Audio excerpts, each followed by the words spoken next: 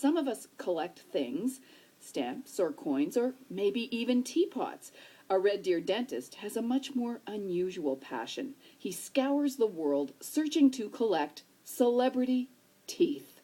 His latest acquisition belonged to none other than the king himself, Elvis Presley. Michael Zook joins me now on the phone. Hello, Dr. Zook. How are you doing? Fine, thank you. Celebrity teeth. That's a little unusual even for a dentist, isn't it? Well, dentists like to brag about having celebrity patients, so I decided to change the game. You certainly did. So tell us about your latest acquisition. Well, I again, as you know, in November I purchased John Lennon's tooth, and there was just a huge firestorm with that. And so, I said I'd never do it again.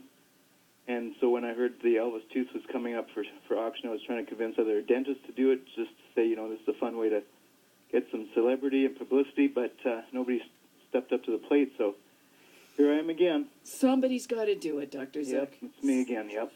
So how much did you pay? I paid it. It worked out to be about 10,000 Canadian by the time I worked out all the extras, so it was probably half what they were anticipating it to go for, but I put in a low bid, and it just happened to take the top spot, so that's the way it goes.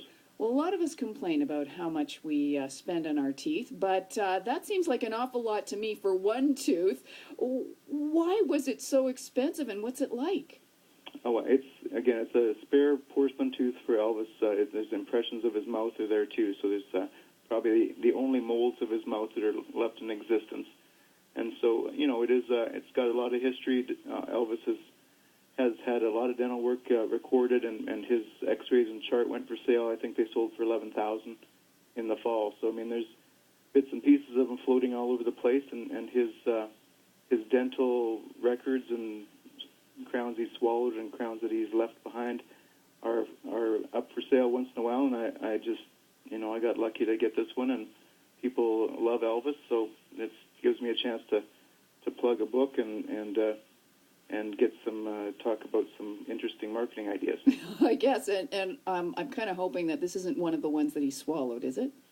I don't think so, no. If it is the one he chipped in Vegas, then it's like the one that was swapped out, because his dentist was always on call, ready to give him a new tooth. So his son flew out to Vegas one time and gave him a porcelain crown replacement when he chipped one on hitting a mic, apparently.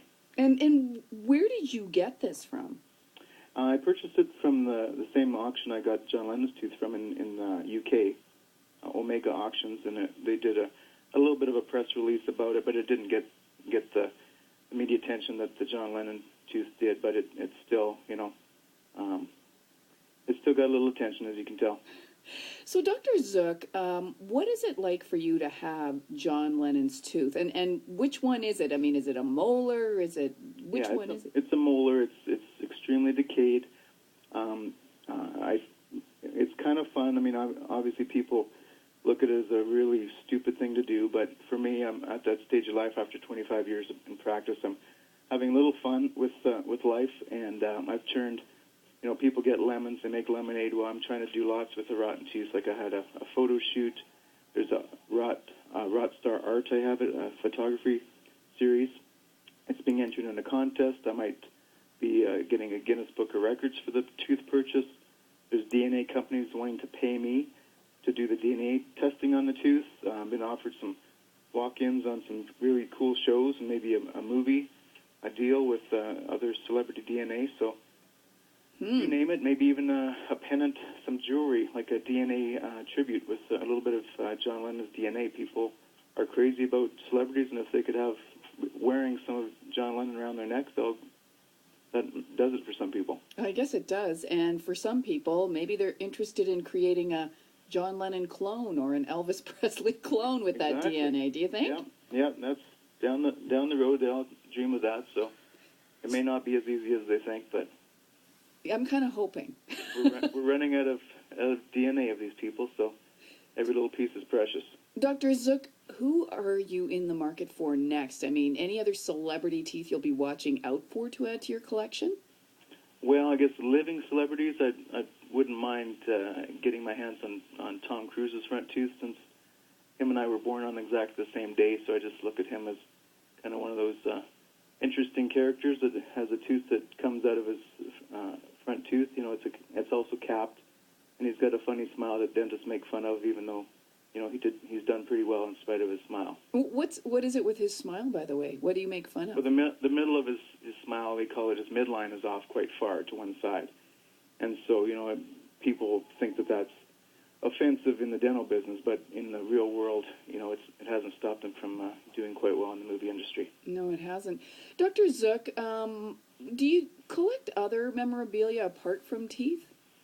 Yeah, I've got all kinds of weird things. I have a mouse trap signed by Agatha Christie, who has apparently a theater show in London by the same name, Mousetrap.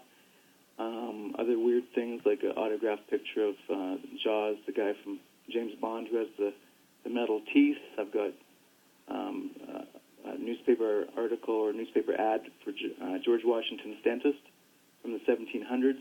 I have an autographed letter of Houdini. Just all kinds of assorted crazy things, autographed from the last survivor of the Titanic. So a lot of this stuff is just in my dental operatories and just helped to get people distracted. Yeah, I was just going to say, it would be an awful lot easier to walk into your dental office if you were nervous, I think, to see that kind of thing. Thinking about other things instead of, you know, the screaming that happens next door. Thank you for joining us, Dr. Zook. No problem. That's Red Deer dentist, Dr. Michael Zook.